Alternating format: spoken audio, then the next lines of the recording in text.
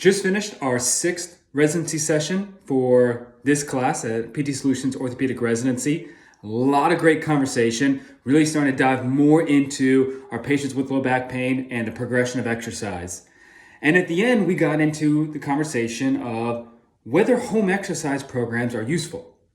And a lot of times this is taken as a very dichotomous approach of, oh yeah, they're great and everyone should just get an HEP, and the other side of, no, they don't really work, it's useless, it's a waste of time. And when we look at research, it's not so much of just they're useless. There's a lot of utility in them. I think a lot of the big problem is how they're used. There's not so much of they shouldn't be used, but what are the details of it? And what's fascinating when you dive into the research and the barriers around when HEPs don't give good outcomes or they're not adhered to is a lack of shared decision making. We talk about shared decision making all the time in the clinic and how important it is, but then we don't see that being used the same way for an HEP.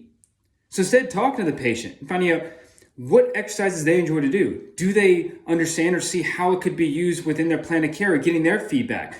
Based on your goals and what we're doing in the clinic, what do you think would be useful to do at home? What equipment do you have available? What barriers are there? What are the best times or types of exercise? When could this be used? Getting concrete details from them and really working towards commitment. And if we do a shared decision-making process and one that also gives them a concrete way to progress their plan of care at home, so it's not just, hey, this green band is too easy, can I get a blue one now? Because if it doesn't perceive as a challenging exercise, they're not going to do it.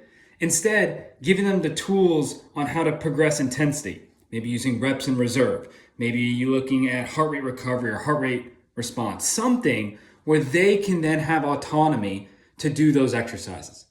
So I challenge you that instead of looking at HEPs either being effective or not effective, what are the ways that we're doing it? And are we really building it into a plan of care to be a useful adjunct? And are we really empowering our patients to use them to the best of their ability?